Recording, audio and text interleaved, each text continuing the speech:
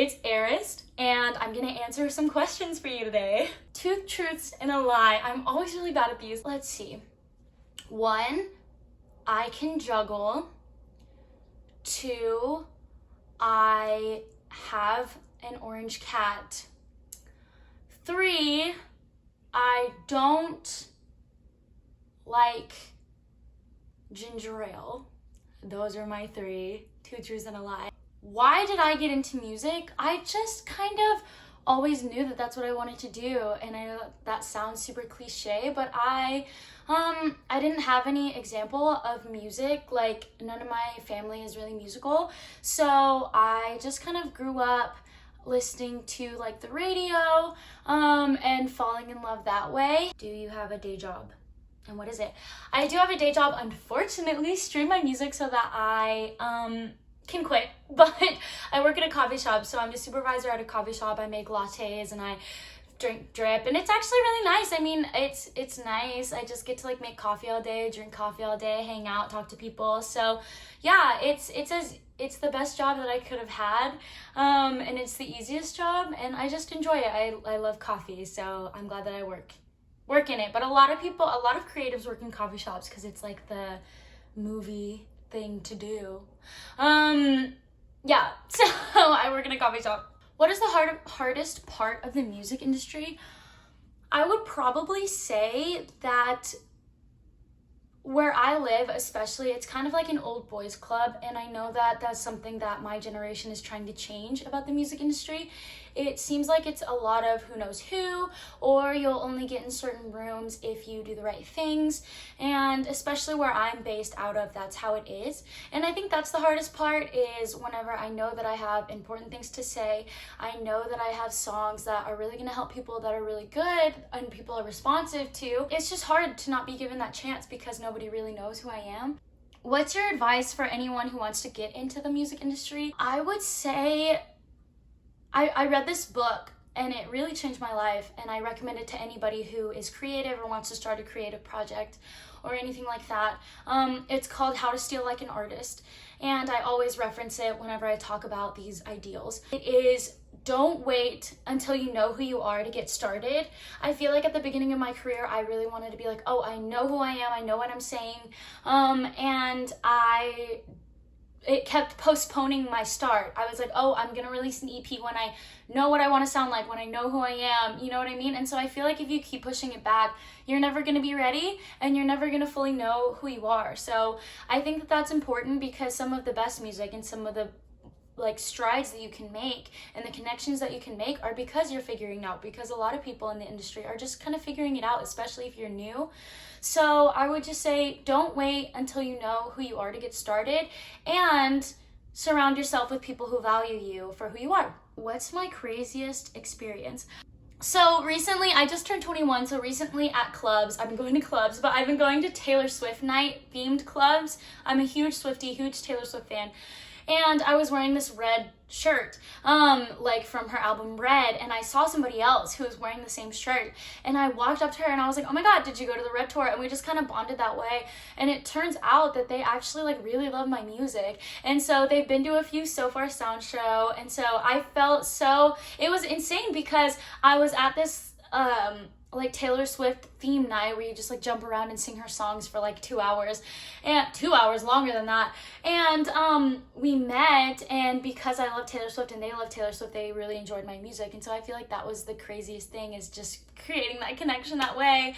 Pop has vanished from the planet, what would you make instead? I hope that never happens, because pop music is like the love of my life. I don't want to say this, but I think that I would make country music. Well, I don't want to talk shit on country music, because there is some good country music, and a lot of the like influences for my songwriting and storytelling are from country music. So I think I would have to put on my cowboy hat, go back to my roots, and like go to Nashville or something, and I would just like be a songwriter, or I would write country music, because that comes really naturally to me, and I think I could write some yeehaw bangers. What song is on repeat right now? Oh my gosh, so Harry Styles' new album, Harry's House. I'm not a huge Harry Styles stan. I just didn't grow up on One Direction. I was too busy being emo. And so I am trying to be different. And so I I've never really like gave his music a chance, or it just didn't really interest me. But with this album, it has been on repeat, like especially the song Late Night Talking and Satellite. I think I've been relating to Satellite a lot in my regular day-to-day life, and so that's really important to me to listen to that. I just think the whole album is so good, and I was so pleasantly surprised, and I've literally been obsessed with it since. So that would be my answer. Harry's House, the whole album, except for Grape Juice. Celebrity crush. Oh, this is so awkward. I'm so awkward about this stuff. Okay, so whenever I was growing up, my celebrity crush was, well, I feel like it was the both of them. It was both Rachel McAdams and Ryan Gosling in The Notebook. That is still my favorite movie to this day. It's so good. But Rachel McAdams, I don't know if that still counts because she was like my celebrity crush growing up. I don't know if there's anybody else like super famous now that I would say is my celebrity crush. Fletcher, maybe? Beautiful. And also it stresses me out. I feel like I get nervous talking about it, but Rachel McAdams. If you could tour with any band tomorrow, who and why? I'm trying to think of like who I make music like. If I could tour with any artist, I think it would be Halsey. They influenced my music so much, and like all of the stuff that I make is like pulled from that influence because it's meant so much to me, and like I love them as a person. And I think that we're just like, I relate to her on a lot of levels. And I think our music just sounds alike. And so that's always good whenever you pick somebody for a tour and then you really like the person that's opening for them. So I think that it would be Halsey. That would literally be a dream, just to like be in the same room as her and talk to her and just really get insight. And I think that would be insane to just go on tour in general. What's your favorite song you've released and why? I think my favorite song that I've released is Habits. I released it in November of 2021, but don't quote me on that because I don't exactly know when it came out. I was going through something at the time, and I feel like it took forever to write, which is super annoying, but I feel like I was actively processing something, and it was the first song that I released that I wrote by myself, and I really wanted to prove that I could write by myself and I could write, and that's kind of like where I thrive, is writing like really emotional songs. And so it felt like home. Like I feel like on my first EP, I took a lot of chances and I took a lot of risks because I didn't know what I was gonna end up making. But with Habits, I was like, this feels like home and this feels like where I wanna live. And it was so close to the chest, it was so close to the heart, and I had no idea how people were gonna react to it. I was being very vulnerable. And I think that whenever you write something like that, where it's kind of like, this is my heart, this is how I feel, it has the potential to connect to a lot of people, and I've seen that with the song. And it also connected me with Cage Riot, which is amazing. But I mean, like, I got to prove that I was a songwriter, that I was a serious songwriter, and that I could write really amazing songs, which is just like something that I love to do. And also that like it got out what I needed to say, and a lot of people felt the same way. And so I was just kind of like, it was really cathartic, and I was angry. And so I think that that's why it's my favorite, because I wrote it at the time that I needed it, and it came at the perfect time, and it really did change my life. So I think that that song will always hold a special place in my heart. I just love that my fans listen to my music at all. So like I feel like when I make it, I never actually conceptualize that people are gonna listen to it. But yeah, I would just say stream it, add it to playlists, interact with like TikToks and stuff, which I know TikTok is like, ugh, that's so annoying. But like, first of all, I want to be famous, so give me that clout. And second of all, I just like, I don't know, I feel like it gets more people to find it if you like push it out there, because I feel like the more people that I've discovered my music have been through TikTok. But yeah, also like just follow me on Spotify. I feel like that does more than you think it does. Follow me, follow your favorite artists. I think that that's the most important thing. If I could start my music career over, what would I change? I would probably release singles instead of an EP. I released one single, Break My Own Heart, and then I released another like lead single, and then I did a 5-song EP. And at the time I was like, oh, I really want to like have a discography so that people can like listen back and get a chance to know who I am. And I don't think either route is wrong, but I just think at the time, and I would still do it again, but at the time I was just like, I want people to kind of like listen back and be able to have that back catalog, so if they found a song that they liked, there's always more, because I feel like nothing hurts the most than like finding an artist that you love and then you go back and they only have one song out and it's like, oh my god, like when am I gonna listen to more? So that was my thinking, but I know that like whenever you're a new artist and you want to grow, you should be releasing singles, which is what I'm doing now, wink. You should be releasing singles and kind of like building up that fan base and getting that hype. I think I would try to do it that way. I don't know if the response or like the growth would be different. I think that that's the good thing about music, is that I could just start doing that now and you get to try new things and see what works and what doesn't, and I think that's so amazing. We get to explore in that way. But yeah, I would probably release more singles and then lead up to an EP. But I digress. So in my song Someone Else, I say I've never really been insecure. I don't see myself that way anymore. So the whole first verse I just wrote like as I was making the song, and the whole first verse is a demo vocal. So usually when you re-record a song, you like record a demo vocal and then you go back and re-record it and do takes and stuff, and that's just how music is made.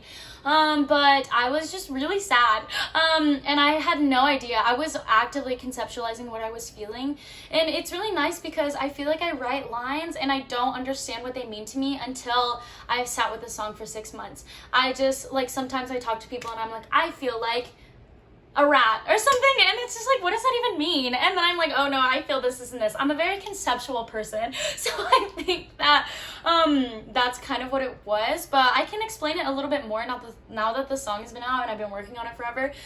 So yeah, I've never been really insecure. Number one, that's a lie. And so I feel later in the song I say I feel safe behind my lies, and so that was a lie that I was telling. And then so that's like one part of it. A lot of my lyrics have like several different meanings on top of each other, but that's how it can be interpreted one way. And then I've never really been insecure, but I don't see myself anymore.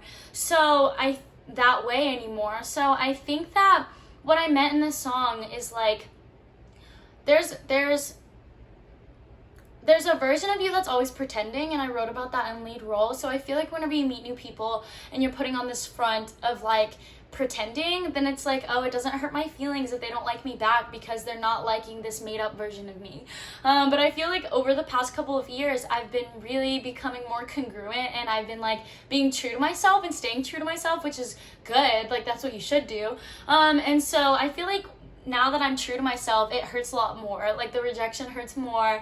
Everybody hurting my feeling hurts more, because it's like I feel like myself. And so I think that that's a huge theme of the song. It's like, can I be somebody else? Because whenever I'm myself and I feel congruent and I feel like aligned with who I feel like I am, I get my feelings hurt. And so I think that that's just what it means. I've never really been insecure because they didn't really know who I was. They didn't know the real me. But I don't feel that way anymore. Like now I'm just like, and also with growing up and like learning who you are, I feel like it comes with a whole slew of insecurities, because it's like, will they like me? Do they want me to be something different? And I feel like I'm writing a lot about identity right now, and so I think that that's important. Like do they like me? Do they hate me? How do they see me? Do they want me to be something else? And so I think that that's where that insecurity is. And especially like later in the song of Someone Else, I talk about that. Like, will they hate me when they know that I only love myself for show? It's like, will they hate me whenever like they know that I'm pretending to be somebody else? Or will they hate me when they see the real me? How long was Someone Else in the making? I never thought that I would release this song. I thought it was too personal, too sad, too down tempo. And I mean, I come from ballads. Like I come from like, that's what I grew up doing. And so with pop music, I kind of wanted to avoid that. But I was just like, this is really important to say, and I think that I should say it. And so I was working on it for about, I want to say like 9 months, and it was my first self-produced track. So I think that I was actively learning how to produce. Whenever I was making the song, I was doing trial and error. I was learning how to like make arrangements, and so I think that that's why it took longer. But I think that this song is so special because I did work on it over time, and I worked on it while I was doing other projects, and I would like go write songs and I would go play shows, and then I would come back and like be actively learning something new and teaching myself something new with this song. And so it was kind of like a demo template in that way. But yeah, I never thought I would release this, and so I started it in August of last year, and I kind of just like put it away, and now whenever I started thinking about like what I wanted to release next, and I wrote lead role, and I was like, oh my gosh, I'm writing about identity. I have another song that I wrote a year ago about identity, so I should just kind of like try to finish it.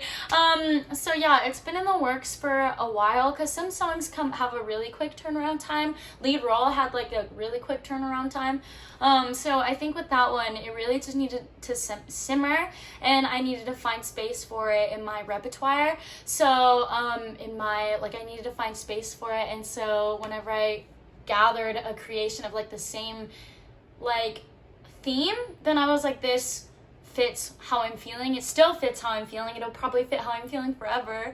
But it did take a little bit longer because I was just learning how to be a producer.